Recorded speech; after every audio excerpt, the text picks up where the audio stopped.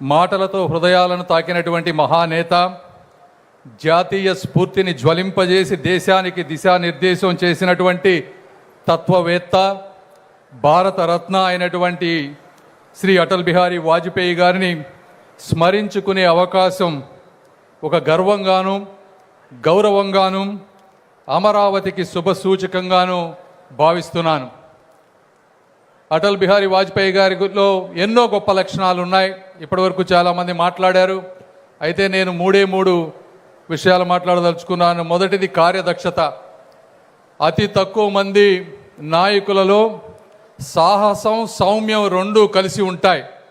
అంటే సాహసం చేయాల్సిన వచ్చినప్పుడు ఎమర్జెన్సీ సమయంలో 19 నెలలు జైల్లో గడపటం కానీ, పోఖ్రాన్ ద్వారా ప్రపంచ దేశాలు ఒత్తిడి తీసుకువచ్చినా కూడా మన సామర్థ్యాన్ని ప్రపంచానికి తెలియజేయటంలో కానీ, కార్గిల్ యుద్ధ సమయంలో సైనికులతోటి అండగా ఉండి, అదేవిధంగా లైన్ ఆఫ్ కంట్రోల్ని దాటకుండా ప్రపంచ దేశాలను మెప్పించి యుద్ధం చేసిన విధానం కానీ, అంతర్జాతీయ దౌత్యంలో వాస్తవికతను, శాంతిని కలిపి భారత్ పాకిస్తాన్ సంబంధాలపై ఆయన చూపించినటువంటి దౌత్య దృక్పథం కానీ, అంటే వారు చెప్పినటువంటి విధానాలు, కొన్ని మాటలు స్నేహితులను మార్చుకోగలం కానీ పొరుగు దేశాలను మార్చుకోలేనని చెప్పిన విధానం కానీ, క్రికెటర్సు ఆ ప్రాంతానికి వెళ్ళి ఆడినప్పుడు కేవలం ఆటనే కాదు, వారి మనసులను కూడా గెలుచుకు రండి అని చెప్పినటువంటి విధానం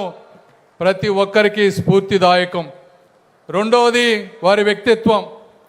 ఇప్పటివరకు చెప్పినట్లు పొలిటికల్ ఫీల్డ్లో నిజమైన అజాత శత్రువులే లేని నాయకుడు, పాకిస్తాన్కి మొట్టమొదటిసారిగా శాంతి కోసం బస్సులో ప్రయాణించినటువంటి నాయకుడు, అధికారం ఉన్న అహంకారం లేనటువంటి నాయకుడు, 29 పార్టీల సంకీర్ణాన్ని సంయమనంతో, సహనంతో, సమన్వయంతో నడిపిన దూరదృష్టి కలిగినటువంటి నాయకుడు, ఒక్క ఓటుతో అధికారం ఉంటుందని తెలిసినా కూడా ఈ దేశం, ఈ ప్రజాస్వామ్యమే శాశ్వతం, పదవులు, పార్టీలు, రాజకీయాలు శాశ్వతం కాదు అని చెప్పి నిలబడిన నాయకత్వం, వివక్షాలను ప్రత్యర్థులుగా తప్ప శత్రువులుగా భావించలేదు.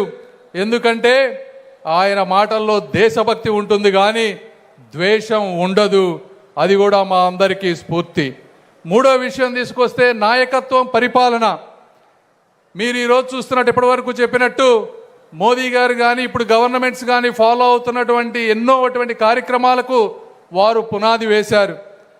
గోల్డెన్ క్వాడ్రిలేటరల్ ప్రాజెక్ట్ కానీ, ప్రధానమంత్రి గ్రామ్ సడక్ యోజన ద్వారా ప్రతి గ్రామంలో రోడ్లు వేసే విధానం కానీ, సర్వశిక్ష అభియాన్ ద్వారా ప్రతి వ్యక్తికి, చిన్నపిల్లవాడికి విద్యని కంపల్సరీ చేసే విధానం కానీ, ఇవన్నీ వారు తీసుకొచ్చారు.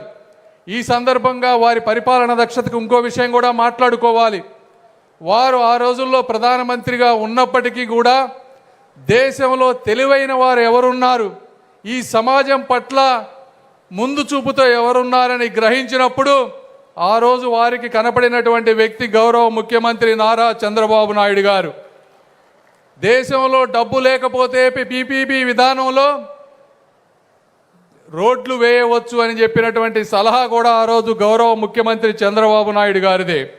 అదేవిధంగా టెలికాం రంగంలో మొత్తం తీసుకురావాలి, ఏ విధంగా గ్రామానికి కనెక్టివిటీ పెంచాలి అని ఆలోచించినప్పుడు ముఖ్యమంత్రి గారి ఆధ్వర్యంలో ఒక కమిటీ వేసి ఆ టెలికాం రిఫార్మ్స్ చేస్తే ఈరోజు ప్రతి గ్రామంలో కూడా ఇంటర్నెట్ సౌకర్యం వచ్చింది. దానికి కూడా చంద్రబాబు నాయుడు గారి సహకారం ఆ రోజు తీసుకుంటా ఉన్నారు.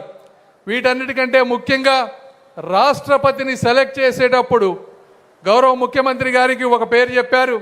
అయితే చంద్రబాబు నాయుడు గారు అబ్దుల్ కలాం గారి పేరు మీరు ఒకసారి ఆలోచించండి అని చెప్పిన వెంటనే ఇది కరెక్ట్ డెసిషన్ అని చెప్పి వ్యక్తిని మార్చి ఈరోజు ఒక వ్యవస్థకి గౌరవాన్ని తీసుకొచ్చినటువంటి నాయకత్వ లక్షణాలు ఉన్నటువంటి వ్యక్తి వాజ్పేయి గారు.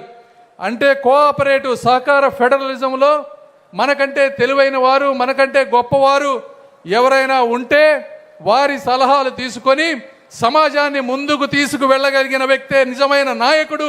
అలాంటి వ్యక్తి వాజ్పేయి గారు అని మీ అందరికీ నేను తెలియజేస్తా ఉన్నా. ఈ విధంగా ఆఖరిగా వాజ్పేయి గారు మన దేశ సంస్కృతికి సంస్కారానికి ఒక చెరుగని చిరునామా. మన యువత ఈ విగ్రహాలను చూసినప్పుడు మనం అందరం గుర్తుపెట్టుకోవాల్సింది, పదవులు ఉన్నా లేకున్నా మన అంతిమ లక్ష్యం మాత్రం ప్రజాసేవ మాత్రమే. శక్తి ఉన్నప్పటికీ శాంతిని కోరటమే నిజమైన పరాక్రమం. సిద్ధాంతాల్లో, విధానాల్లో స్థిరత్వం, దృఢత్వం, మాటల్లో మాధుర్యం, హృదయంలో ధైర్యం, దేశభక్తి ఉంటే అందరి మనసులు గెలవవచ్చు అని చూపించినటువంటి వ్యక్తి వాజ్పేయి గారు. అవన్నీ మాకు గుర్తుంటాయి. ఈ విధంగా ఉంటేనే చరిత్రలో నిలబడిపోతారు తప్పించి స్వార్థ ప్రయోజనాలతో ఎవరు చరిత్రలో ప్రజల గుండెల్లో ఉండలేరు. వివక్షంలో ఉన్నా కూడా దేశ హితాన్ని ముందుంచినటువంటి నిజమైన దేశభక్తుడు అయినటువంటి వాజ్పేయి గారి జయంతిని ఈ విధంగా సుపరిపాలనా దినోత్సవంగా జరుపుకోవటం ఆయనకి తగినటువంటి నివాళి అని నేను మనస్ఫూర్తిగా భావిస్తూ ఈ అవకాశం ఇచ్చిన మీ అందరికీ కూడా మనస్ఫూర్తిగా ధన్యవాదాలు తెలుపుకుంటూ సెలవు తీసుకుంటున్నాను. జై హింద్, వందే భారత్.